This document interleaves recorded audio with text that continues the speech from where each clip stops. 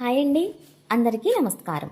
ఈరోజు మన వీడియోలో బహిష్టు దోషం గృహములో కలిపివేసిన ఎడల ఆ గృహస్థుల పూర్వపుణ్యం నశించిపోవును అనే దాని గురించి ఒక చిన్న స్టోరీ తెలుసుకుందాం.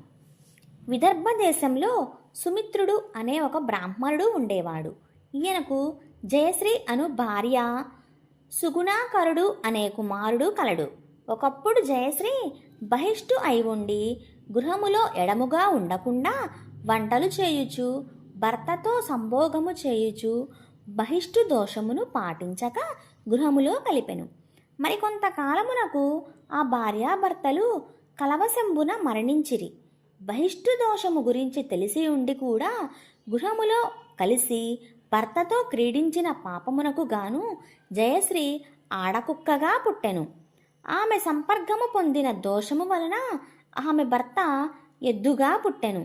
కానీ వీరు పూర్వజన్మలో దైవభక్తి కలిగి ఉన్న పుణ్యము వలన పూర్వజన్మ జ్ఞానము మాత్రము కలిగి ఉండి వారి కుమారుడగు సుగుణాకరుడు తన జ్ఞానము వలన తన తల్లిదండ్రుల దుస్థితిని తెలుసుకుని అడవులకు వెళ్ళి అక్కడ మహా ఋషులను దర్శించి తల్లిదండ్రుల దుస్థితి వారికి విన్నవించి వారు ఏ పాపము చేయుట వలన ఈ నీచ జన్మలు సంభవించినవో తెలియజేయమని కోరగా అంతటా ఆ మహా ఋషులలో సర్వ తపస్వి అయిన ఋషి పుంగవుడు ఇలా చెప్తారు: ఓ బ్రాహ్మణ కుమారుడా, మీ తల్లి పూర్వజన్మలో తాను బహిష్టు అయి ఉండి అది దోషము అని తెలిసినా కూడా గృహములో కలిపెను, భర్తతో క్రీడించెను.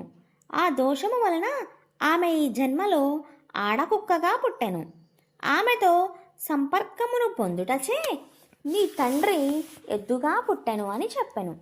బహిష్టు దోషము ఇంటిలో కలుపుకొనుట మహాపాపమని, దానివలన ఆ గృహస్థులు అంతకుముందు చేసిన పుణ్యములను పోగొట్టుకుని నీచ జన్మలను అనుభవించాల్సి ఉంటుంది. బహిష్టు దోషమును ఇంటిలో కలుపుకొనుట వలన అపమృత్యు దోషము అనే రోగములు, అనేక అరిష్టములు మొదలగు కష్ట నష్టములు, సంతాన నష్టములు, ధన నష్టములు మొదలైన చెడ్డ ఫలములు ఈ జన్మలో అనుభవించుటయే కాక మరుజన్మలో నీచ జన్మలు పొందుతారని తెలియచున్నది. బహిష్టు స్త్రీలు ముట్టు 3 రోజులు గృహములో ఎడముగా ఉండుట సర్వతా శ్రేయస్కరము. మా వీడియో కనుక మీకు నచ్చినట్లయితే మా ఛానల్ని లైక్ చేయండి, షేర్ చేయండి, సబ్స్క్రైబ్ చేయండి. Thank you.